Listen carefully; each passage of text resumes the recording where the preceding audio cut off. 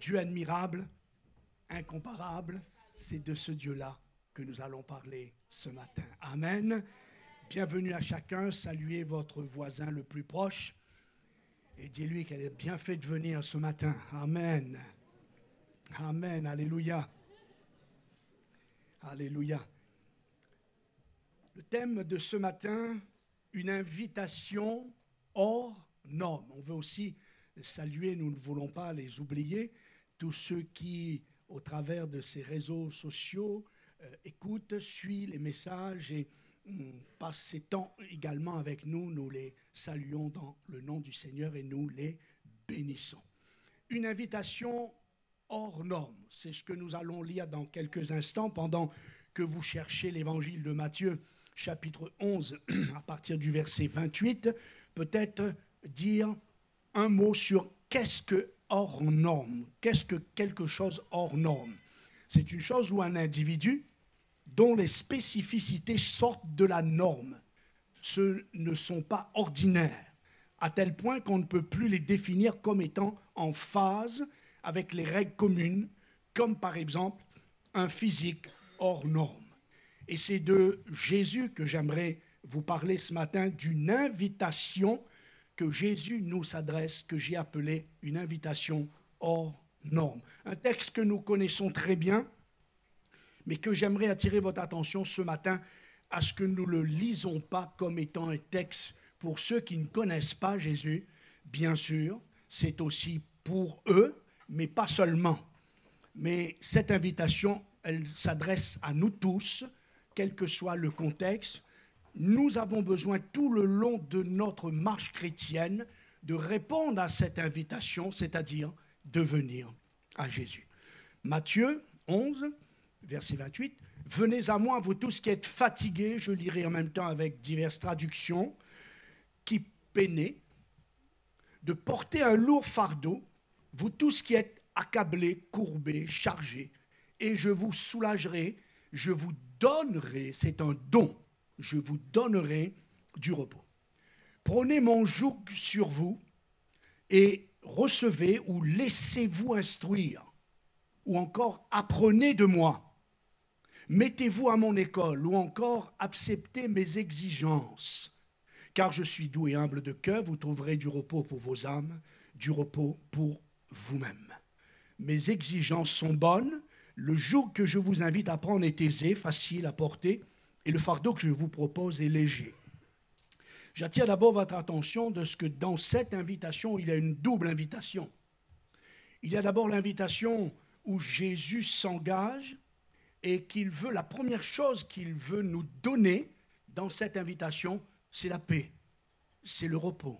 Parce que quand on répond à l'invitation de Jésus, quand on vient à Jésus, c'est ce que nous expérimentons tout de suite, maintenant, sur le moment même où nous répondons à son invitation.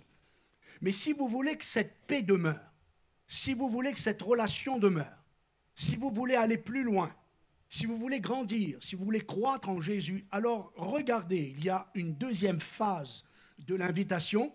Il dit, prenez sur vous mon joug, recevez et laissez-vous instruire, ou encore, apprenez de moi, mettez-vous à mon école, acceptez mes exigences, et vous trouverez du repos pour vos âmes, du repos pour vous-même. Vous avez vu, la première invitation, ouverte à tous, comme la deuxième, mais qui s'arrête au repos, il semblerait instantané, peut-être même voire du corps, de l'esprit, à ce moment-là, où nous sommes peut-être dans les difficultés, les problèmes. Mais Jésus dit maintenant, si tu veux aller plus loin, si tu veux le repos de l'âme, alors reçois ma parole, entre dans mon obéissance, médite ma volonté, entre dans ma volonté, et là, tu vas grandir dans ta marche avec moi. Amen. Une invitation hors norme pour 3 raisons. Nous allons développer particulièrement la première raison, puis on ira à la conclusion dans les 2 autres raisons. La première raison est en lien avec celui qui invite. Car vous êtes d'accord avec moi que la valeur, l'importance, la grandeur d'une invitation est reliée à sa provenance. Et venez à moi dit Jésus. Waouh! Ici, c'est Jésus qui invite. Vous savez, parfois, entre collègues, tout ça, on dit « aujourd'hui, c'est moi qui invite ». Eh bien, aujourd'hui, c'est Jésus qui t'invite. Amen. Et qui est-il? C'est de ça que nous allons parler. Après 55 ans de marche avec Dieu, je me réjouis, je me passionne tout à nouveau, encore, de parler de celui, comme dit un chant que mon cœur aime, Jésus-Christ. Car qui est-il? Il est le Fils de Dieu. Jésus est Dieu. Amen. Tous les anges de Dieu, dit la Bible, l'adorent et le servent. La Bible déclare que celui qui nous invite, qui t'invite ce matin, Jésus, il est la source et l'origine de toute vie végétale, animale, humaine, spirituelle, vie éternelle. Par lui, tout a été créé et tout pouvoir lui a été donné dans le ciel et sur la terre. Et nous avons lu à l'introduction, pour le repas de la Sainte Seine, ce texte que tout subsiste en lui. Il est le commencement et la fin. Beaucoup de scientifiques, beaucoup d'hommes de Dieu, des érudits de la parole, confirment que si le monde tient actuellement avec tout ce qui se passe, c'est parce que tout subsiste en Jésus. Tout est relié à Jésus. Parce que Jésus demeure, que le monde demeure. Amen. Il ira jusqu'à dire, celui qui m'a vu, dit Jésus, a vu le Père. Nous l'avons lu tout à l'heure. Jésus est l'empreinte du Père. Il est un avec le Père. Il est ce soleil qui brille sur toute la terre. Jésus est notre espérance. Amen. Il est l'unique porte qui mène ou qui donne accès au Père.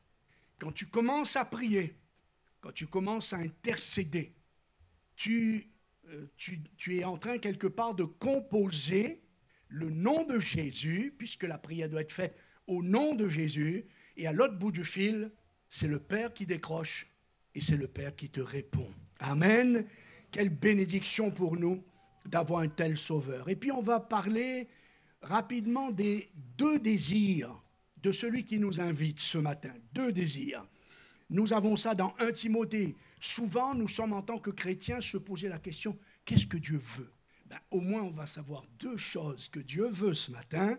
1 Timothée chapitre 2 dit ceci, Dieu veut que nous soyons sauvés. Amen. Dieu veut que tu sois sauvé. Car celui qui t'invite veut et peut te sauver de la mort éternelle. Comprenez-moi bien. La question ce matin, ce n'est pas de savoir si nous allons vivre éternellement. Nous sommes tous éternels. Nous allons tous connaître l'éternité. Mais la question ce matin, c'est surtout de se poser, où vais-je passer mon éternité?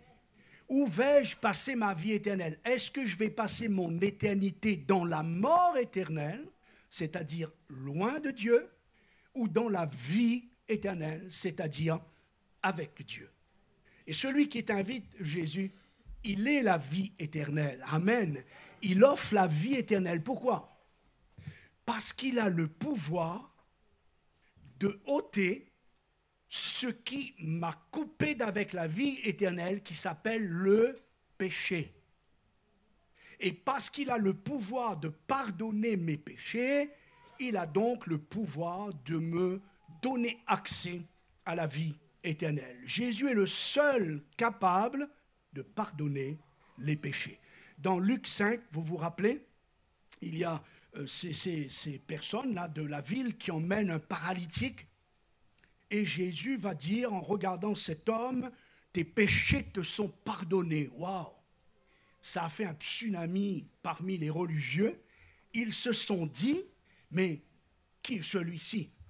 Qui peut pardonner les péchés si ce n'est que Dieu seul? Sauf qu'ils n'ont pas eu la révélation que celui qui venait de dire à ce paralytique, tes péchés te sont pardonnés, il est le Fils de Dieu et incarné dans ce Jésus qu'ils ont devant eux. Et Jésus va dire, je dis ceci. Donc il continue, il parle à la foule, il va guérir ce gars. qui est paralytique. Mais il dit, afin que vous sachiez que le Fils de l'homme, c'est-à-dire lui, Jésus, a le pouvoir de pardonner les péchés. Donc, qu'est-ce qui m'empêche de vivre dans la plénitude de Dieu éternellement? C'est le péché.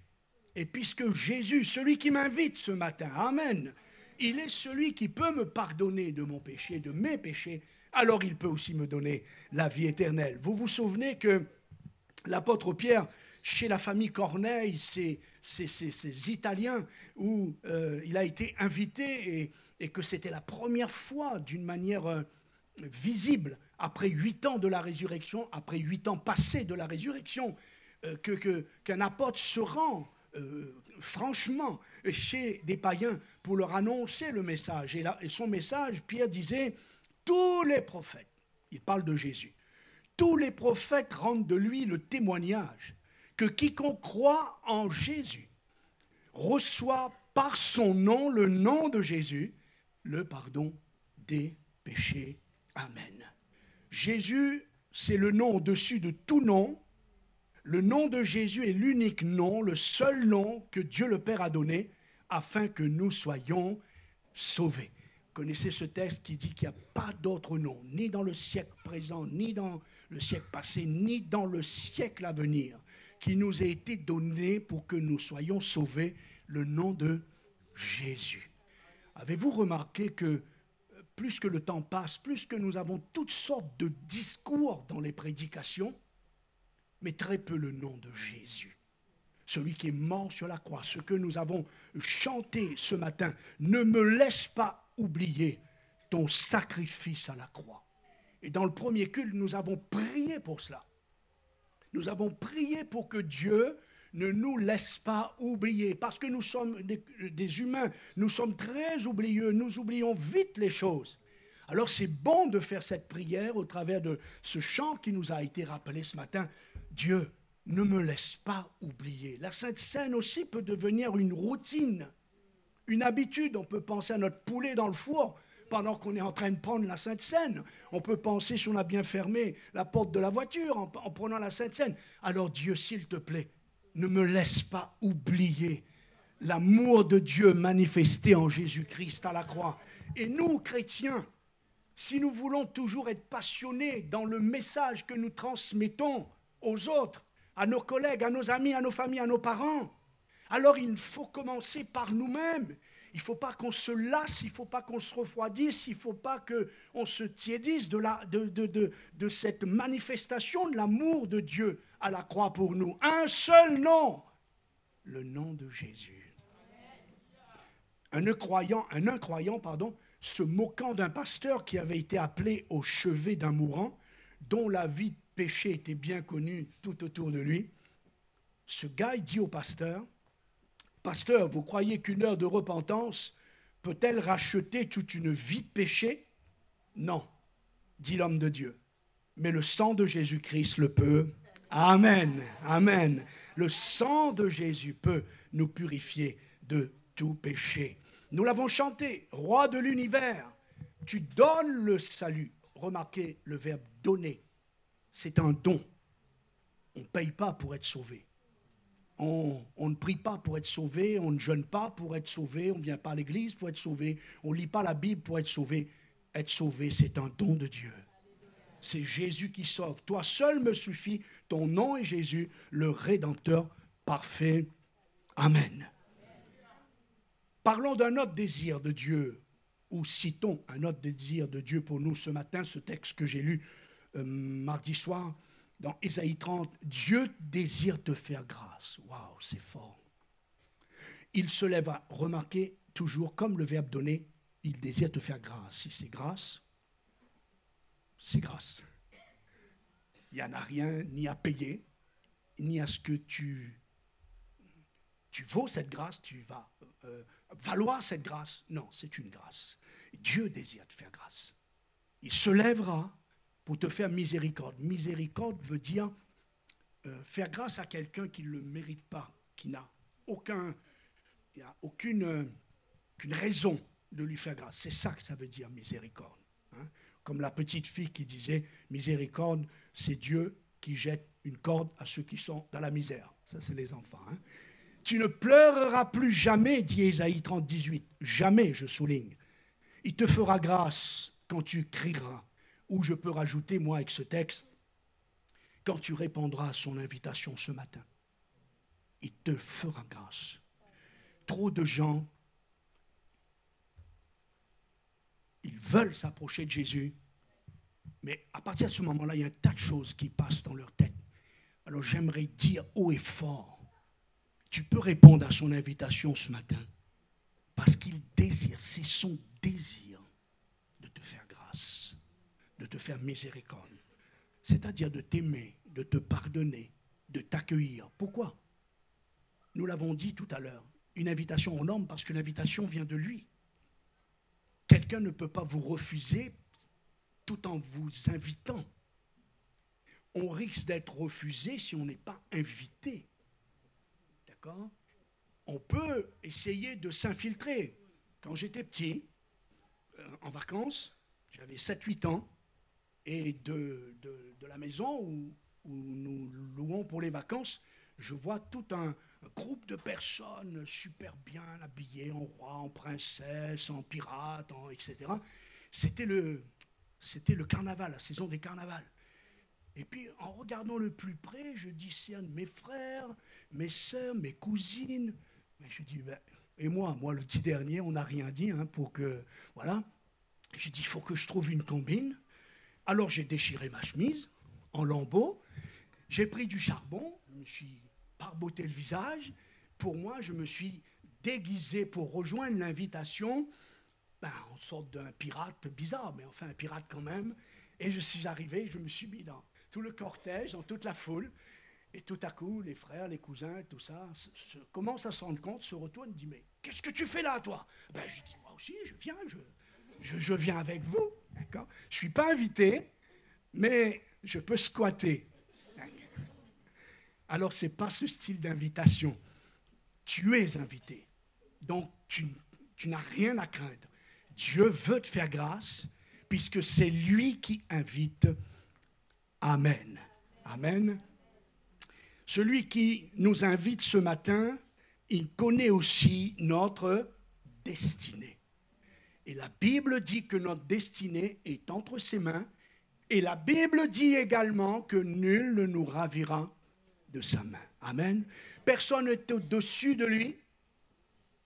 À Christ, rien n'est impossible. Il a le pouvoir de changer les temps et les circonstances. Il a le pouvoir de changer les événements. Il tient tout sous son contrôle. Et l'Écriture déclare, tout lui obéisse. Tout ce fanfaronnage de ces hommes au pouvoir sur cette terre, on en pense un en particulier en ce moment, tout pouvoir lui a été donné. Dieu n'a qu'à dire un mot, se lever pour que tout ça cesse et fait stop. Amen. Peut-être ce matin, vous êtes dans une situation ou dans une impasse, d'accord, une situation sans issue.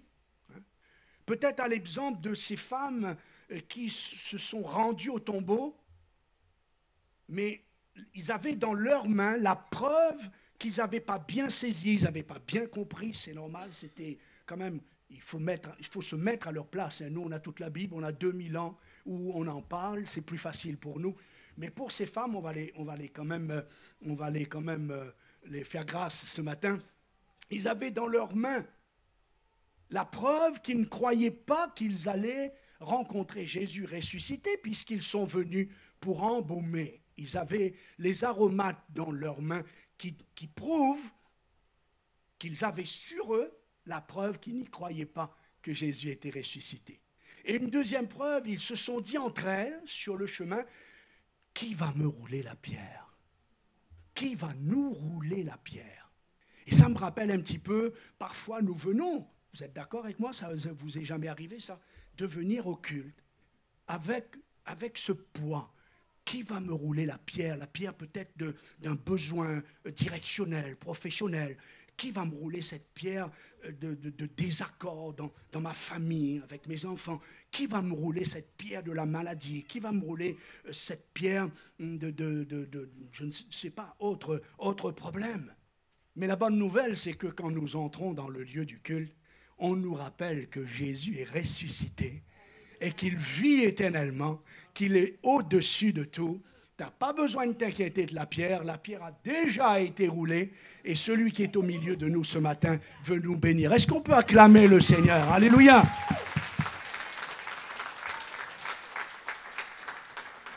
Alors peut-être d'une manière personnelle, tu te dis, ma situation est hors contrôle. Alors répondez à cette invitation hors norme et voyez la délivrance, la réponse, la solution que le Seigneur va vous accorder. Amen. Testez, osez, venez, répondez à cette invitation et vous verrez la gloire de Dieu. Amen. Une invitation hors norme, car celui qui t'invite, c'est celui qui baptise et te donne son esprit. Quand je réfléchissais à cela et que Dieu a mis cette deuxième pensée d'invitation dans mon cœur, j'hésitais un peu parce que c'est souvent nous hésitons parler très librement dans un culte de la personne du Saint-Esprit. Le Saint-Esprit est Dieu, il ne faut pas l'oublier. Dieu le Père, Dieu le Fils, Dieu le Saint-Esprit. Alors juste peut-être pour nous donner un peu de connaissances ou pour approfondir ce que nous savons déjà. Quand nous venons à Jésus, quand nous acceptons Jésus, quand nous nous repentons dans nos péchés, qu'on lui donne notre vie, on lui demande pardon, on veut le suivre, on veut le servir, on dit Seigneur pardonne-moi, ça c'est l'action du Saint-Esprit. On ne peut pas faire cela. On ne peut pas reconnaître et dire Jésus est Seigneur, il est mon sauveur, il m'a sauvé ce matin, sans l'assistance du Saint-Esprit. Donc, nous avons le Saint-Esprit. C'est une première étape. Mais Dieu qui nous aime et qui nous invite, il veut que nous entrons dans une deuxième dimension qui s'appelle le baptême dans le Saint-Esprit. Alors, le baptême du Saint-Esprit ne sauve personne, mais il a le pouvoir de nous aider à rester sauvés. Écoutez cette invitation de Jésus, c'est toujours une invitation hors norme. Écoutez pas seulement, mais répondez. Si quelqu'un a soif, il parle de l'Esprit. L'Esprit que devaient recevoir ceux qui croiraient en lui, car l'Esprit n'était pas répandu encore, car Jésus n'était pas encore glorifié, dit Jean chapitre 7. D'accord? Il dit, si quelqu'un a soif, qu'il vienne à moi. Amen. C'est lui qui baptise du Saint-Esprit, ce n'est pas une dénomination. Dans n'importe quelle croyance, si la personne vient à Jésus, elle peut recevoir le baptême dans le Saint-Esprit. Amen. Il dit qu'ils viennent à moi et qu'ils boivent. Et cette vie désertique, cette vie peut-être fade, va se transformer en fleuve d'eau en abondance si tu y crois. Amen. Quel bonheur de répondre à de telles invitations. Je cite Éphésiens 1er. En Jésus, enseigne l'apôtre Paul, vous aussi, après avoir entendu le message de la parole de la vérité, l'évangile qui vous apporte le salut, écoutez bien, en Christ vous avez cru et vous avez obtenu de Dieu le Saint-Esprit qui avait été promis. Dieu a mis sa marque personnelle sur vous. Vous voyez, Paul est en train d'adresser à ceux qui ont reçu Jésus, qui ont entendu l'évangile, qui veut dire bonne nouvelle, qui a accepté Jésus. Vous avez reçu l'Esprit de Dieu. C'est notre garantie, le Saint-Esprit est notre garantie des biens que Dieu nous a réservés. Il va nous communiquer notre héritage. Parce que l'héritage peut vous être donné seulement quand la personne est décédée. Mais Jésus est mort. Il est ressuscité. Donc le ministère du Saint-Esprit, c'est de nous communiquer non seulement l'héritage éternel, ça c'est pour plus tard, mais il y a déjà notre héritage ici-bas, terrestre, c'est-à-dire les bénédictions, les victoires, les guérisons que Dieu veut nous accorder. Amen. Là, la supportrice au fond, là, c'est... Vous qui êtes un enfant de Dieu, toi qui es un enfant de Dieu, est-ce que tu aspires une autre dimension dans ta vie chrétienne, pendant que Frédéric se prépare pour son témoignage, et pour tous ceux, bien sûr, qui répondront à son appel. Le parler en d'autres langues que donne le Saint-Esprit, est-ce que ça t'interpelle? Est-ce que tu voudrais vivre cette belle expérience? Nous avons fait du Saint-Esprit parfois dans nos milieux évangéliques comme un mystère, comme mystique. Hein? Et on n'a pas la liberté de parler de lui aussi librement qu'on parle de Jésus. On devrait parler de la personne du Saint-Esprit aussi librement que nous parlons de Jésus. Il n'y a pas ni à avoir peur, ni il faut juste connaître la personne. Alors, j'ai demandé à premier culte à une sœur et puis Frédéric pour nous dire un petit peu, peut-être justement, son premier contact, comment elle a entendu, comment elle a compris un petit peu son expérience par rapport à ça. Bonjour l'Église. Et du coup, moi, je vais parler de mon expérience par rapport au baptême du Saint-Esprit. Il faut dire, quand le pasteur m'a demandé de parler de mon expérience, j'ai commencé à faire mes répétitions et j'utilisais le mot « chercher ». Et Dieu m'a arrêté sur « chercher ». Je me suis dit, oui, j'ai vraiment cherché le baptême du Saint-Esprit. Et il disait, mais chercher pourquoi? Parce que dans mon chercher à moi, ça faisait allusion à une quête avec plein d'efforts, une quête tellement plein de labeur où j'étais là en train de chercher. Et Dieu m'a fait penser à ce passage qui dit que si vous, les hommes mauvais comme nous sommes, nous savons donner de bonnes choses à nos enfants, à combien plus forte raison Dieu donne le Saint-Esprit à qui le demande. Dans la notion du Saint-Esprit, il n'y a pas de chercher le Saint-Esprit, mais il y a le don. Et chaque fois que Dieu utilise le mot chercher dans la Bible, il s'agit de le chercher, lui. Vous me chercherez et vous me trouverez, vous me chercherez de tout votre cœur. On cherche le Dieu qui nous donne le don de l'Esprit. Et du coup, j'ai voulu au fait introduire mon témoignage en cassant en fait cette chose parfois, parce que dans le langage évangélique, on utilise des mots qui nous mettent dans des boîtes. Je dois chercher le Saint-Esprit, je dois comme s'il le méritait, alors que c'est tout simplement un don. Donc si vous êtes là et que vous êtes en train de chercher entre guillemets le baptême du Saint-Esprit, je vais vous dire arrêtez-vous et commencez à demander. Seigneur, donne-moi de ton esprit parce que tu as dit que tu vas me le donner. C'est une promesse que vous pouvez tout simplement recevoir. Et moi, j'ai reçu le Saint-Esprit à la suite d'un temps de prière personnel. Dieu m'avait rempli de son esprit, mais je n'ai pas manifesté le parler en langue en tant que tel, parce que c'est comme si j'avais des mots dans ma tête, mais je n'arrivais pas à les faire sortir de ma bouche, parce que je voulais comprendre syllabe après syllabe les mots avant de les faire sortir. Et du coup, à la suite de ça, j'ai eu un temps de prière avec des frères, et quand on a prié, Dieu m'a vraiment touchée, il m'a vraiment visité. C'était vraiment quelque chose de fort, et là, j'ai commencé à parler en langue, mais c'était juste un mot. Et c'était un mot que j'entendais une sœur dire dans son parler en langue. Donc je me suis dit, ok Seigneur, déjà c'est un seul mot, alors qu'à l'église, quand les gens parlent, ils disent des mots, ils ne s'arrêtent plus. Et en plus de ça, c'est un mot que j'écoute, c'est une sœur qu'elle a l'habitude de dire. Donc je pense que je ne suis pas trop baptisée du Saint-Esprit, c'est pas mon mot à moi déjà, donc et tout. Et là, il y a un frère avec lequel j'avais prié qui va m'encourager à me dire que même si c'est juste un mot, dis ce mot-là. Et par la suite, Dieu me fera comprendre que quand un enfant se met à parler, de manière à se faire comprendre, il ne dit pas les mots qu'il commence à dire, c'est des mots qu'il écoute dans son environnement proche.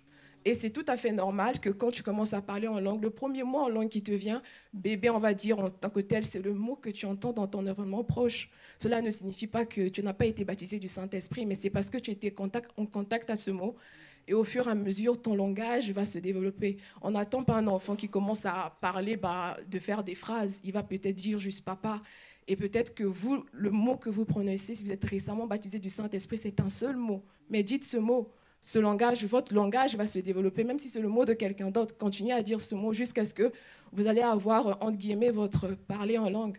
Et je voulais tout simplement encourager les personnes qui ont été récemment baptisées du Saint-Esprit, ou bien qui sont baptisées du Saint-Esprit depuis longtemps, mais qui ont mis comme le parler en langue dans une boîte, comme un trophée au fait de notre vie spirituelle, baptême du Saint-Esprit coché, mais qui ne l'utilisent pas. On se prive de tellement de choses. La Bible me dit que celui qui parle en langue ne parle pas aux hommes, mais il parle à Dieu et il déclare des mystères qui font partir des choses que l'œil n'a pas entendues, qui ne sont pas encore montées dans la bouche de l'homme, des choses qui font partir de ces destinées que Dieu a pour nous. La Bible me dit que celui qui parle en langue parle directement à Dieu, juste pour dire que la prière en langue, elle ne rate jamais sa cible au fait. Quand on ne sait pas ce qu'on vient de dire dans notre prière, on parle en langue parce que la prière en langue, elle va tout droit et elle touche sa cible. La Bible dit aussi que celui qui parle en langue s'édifie lui-même, c'est-à-dire se bâtit, se construit lui-même au fait, afin d'être la personne que Dieu nous appelle à être. La Bible affirme que tel il est, tel nous sommes. Donc plus on parle en langue, plus on s'édifie afin d'atteindre au fait la stature parfaite de Christ et pour que le monde voit Christ au-dedans de nous. Et encore pour finir, la Bible me dit que celui qui, quand on ne sait pas ce qu'il convient de dire dans nos prières, Dieu il vient par l'Esprit et nous aide en intercédant par des soupirs inexprimables. Donc quand je ne sais pas ce qu'il convient de dire dans ma prière, je peux demander l'aide au Saint-Esprit.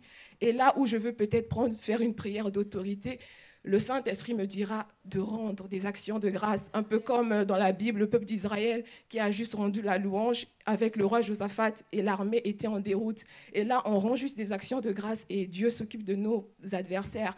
Et peut-être là où on voudrait intercéder, on voudrait déclarer, Dieu va nous dire, tu supplies, tu intercèdes. Donc, ne nous privons pas du don de la grâce qui est au fait le Saint-Esprit. Parlez en langue, où que vous soyez, dans la douche, dans la voiture, parlez en langue et Dieu se charge de régler vos situations. Voilà. Merci Frédéric. Amen, amen. Il y aurait tellement à dire, ce n'est pas notre sujet ce matin. Frédéric, vous avez vu, là, en quelques mots, là, elle vous a cité une quinzaine de versets. Hein, que Dieu la bénisse. Et elle parlait dans de langues ce matin, c'est notre sœur Brigitte qui rendait témoignage et elle m'avait mieux expliqué ça le lundi soir, où sa fille, elle parlait en langue, elle priait pour sa fille et sa fille c'était un moment dans le coma et sa fille l'entendait, elle parlait en langue, mais sa fille entendait la voix de sa maman dire « Satan, tu lâches ma fille ». Alors qu'elle n'a jamais dit ça.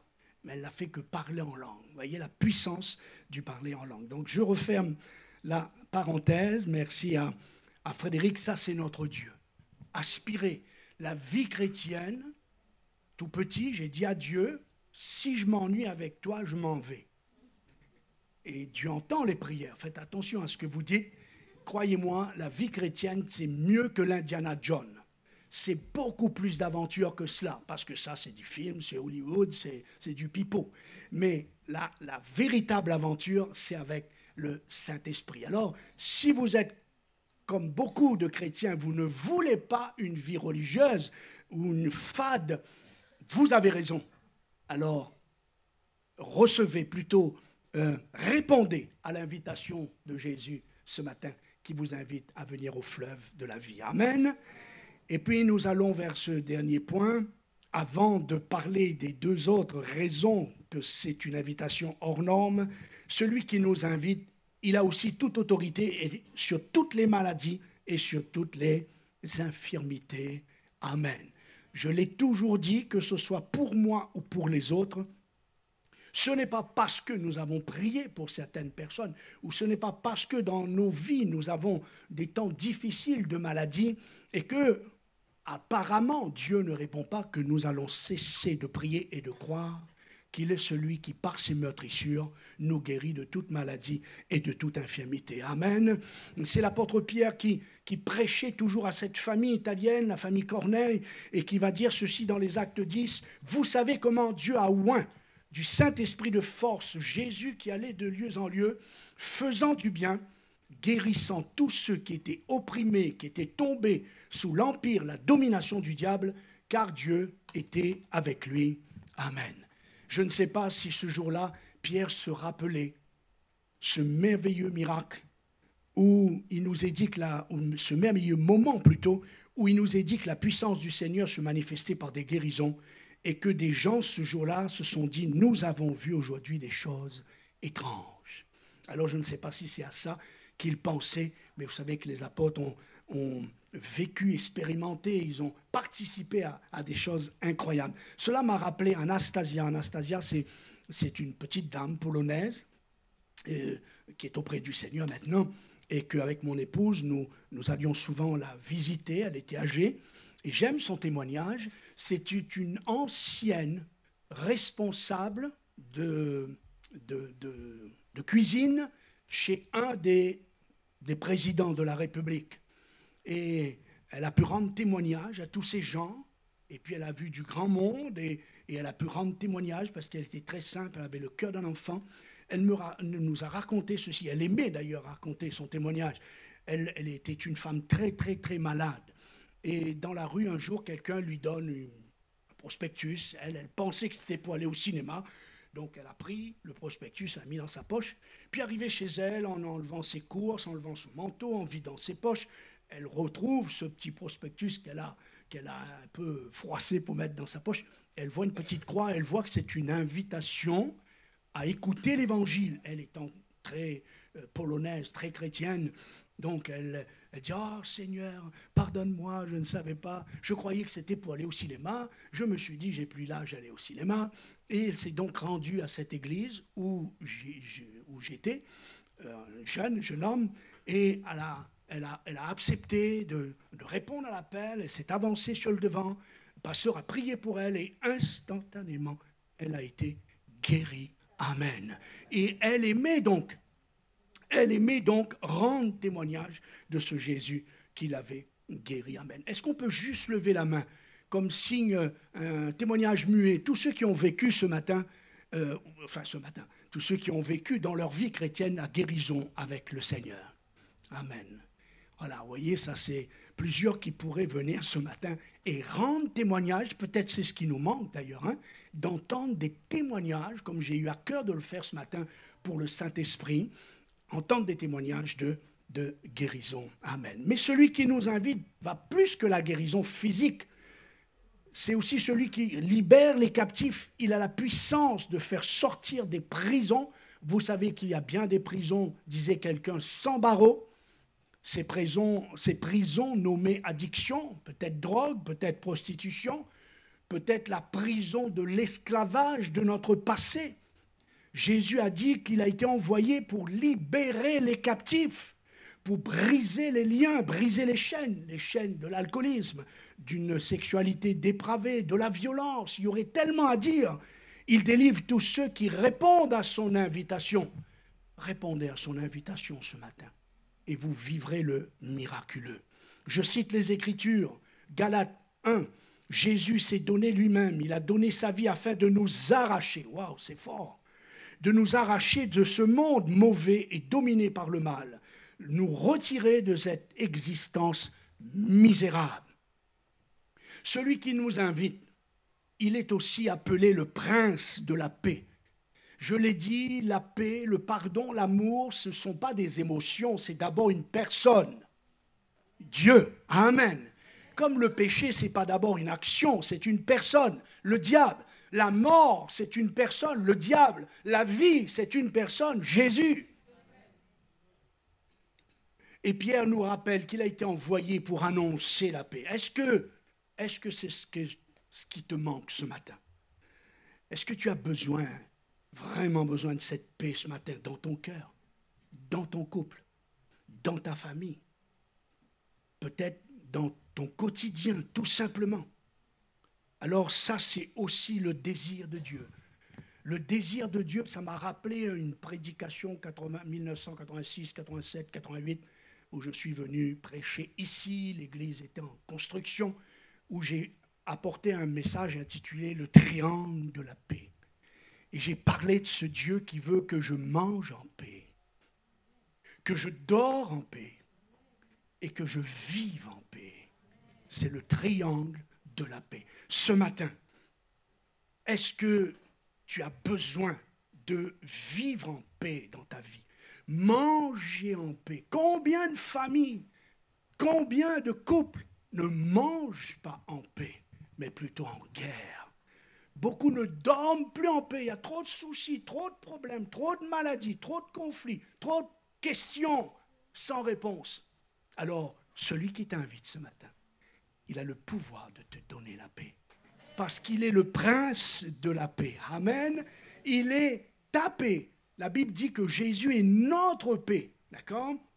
Et il est là et il prie pour nous. Il est notre avocat, il est notre défenseur.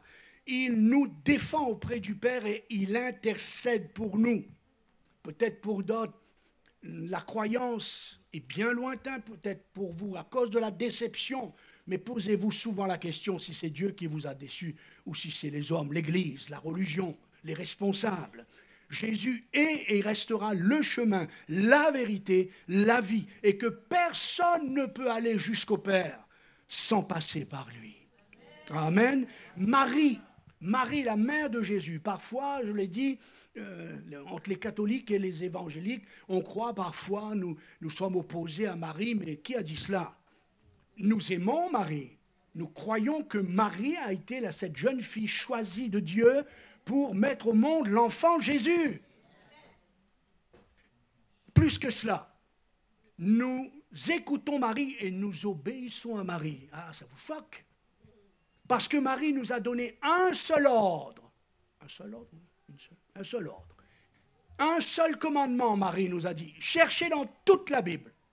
Vous ne trouverez pas Marie nous demander quoi que ce soit nulle part, si ce n'est qu'une seule fois, lors d'un mariage, elle a dit à tous ceux qui l'entouraient, par extension à chacun de nous, en désignant son fils Jésus, elle a dit, faites tout ce qu'il vous dira. Amen. Mais nous, on obéit à Marie, il n'y a pas de souci. Amen. On va faire tout ce que Jésus nous demande. Faites tout ce qu'il vous dira. Et c'est notre réponse, c'est notre réponse à son invitation. Alors maintenant, on ne se tourne pas vers elle. Elle n'a jamais dit de se tourner vers elle. Elle a dit de se tourner vers Jésus parce que c'est lui qui a donné sa vie sur la croix. Elle a donné celui qui allait nous donner la vie. Mais c'est Jésus qui a donné sa vie. Amen. Et puis on conclut avec la deuxième raison qui fait que son invitation est une invitation hors norme, c'est que nous sommes tous invités. Alléluia. Personne n'est exclu, personne n'est oublié, personne n'est mis de côté. Mais nous sommes tous concernés. Dites à quelqu'un, toi aussi, tu es invité. Allez-y. Non, avec un peu plus de conviction, là, s'il vous plaît. Là. Vous allez me décourager, là. Tu es invité. Amen. Venez à moi, vous tous, a dit Jésus. D'accord? Il est venu dans le monde, car Dieu a tant aimé le monde. Tous les continents, les pays, régions, villages, villes, petites campagnes. Il est venu pour chaque personne, il est venu pour toi. Le grand apôtre Paul, un jour, a dit que Jésus-Christ s'est livré pour moi, pour mes péchés. Il s'est approprié d'une manière personnelle parce qu'il croyait que oui, Jésus est venu pour le monde, mais Jésus est venu pour l'individu dans le monde. Amen. Il invite et son invitation s'adresse à tous, femmes, hommes, enfants, jeunes hommes, jeunes filles. Il y a tellement la guerre dans le monde des ados et des jeunes dans notre génération. Alors, cette invitation est aussi pour toi. Cette invitation est pour les mariés, les divorcés, les célibataires, les veufs, les célibataires endurcis et non endurcis, les célibataires qui espèrent et ceux qui espèrent plus. Vous êtes tous concernés. Quelle que soit la culture, la religion, notre statut, la couleur de notre peau, notre langue parlée, que nous soyons riches, pauvres, savants, ignorants, nous sommes tous concernés. Mais troisième raison qui fait que son invitation est une invitation hors norme, celui qui vous invite, qui nous invite, celui qui t'invite, peut changer ton devenir. Il a la capacité de transformer le mal en bien, la nuit en jour, les ténèbres en lumière, les larmes sont séchées, l'espoir renaît, le sourire revient quand on répond à l'invitation de Jésus. Est-ce qu'on peut se lever ce matin, acclamer le Seigneur? Amen. Répondez à son invitation et expérimentez combien Dieu est grand. Amen. Combien Dieu est bon. Amen. Prions ensemble. Prions ensemble. Et là, à votre place, n'hésitez pas d'ouvrir votre cœur si le pianiste est toujours vivant. On va se tenir dans sa présence et parler à Jésus. Peut-être tu as besoin de la paix. Tu as entendu ce matin qu'il t'invite. Et celui qui t'invite, il est le prince de la paix. Vous savez que Dieu peut produire un miracle dans ton cœur ce matin. Il peut produire un miracle dans ton foyer ce matin. Il peut produire un miracle dans ton couple ce matin parce qu'il est le prince de la paix. Quand il dit un mot, la chose arrive. Il ordonne et elle subsiste. Peut-être tu as besoin de sa puissance pour te guérir. Peut-être tu as besoin de faire l'expérience. Tu entends parler de le Saint-Esprit, mais c'est un langage que tu ne comprends pas, que tu ne saisis pas. Alors, celui qui nous invite ce matin, c'est tout cela. Il est tout cela. Amen. Allons à lui ce matin. Alléluia. Allons à lui ce matin.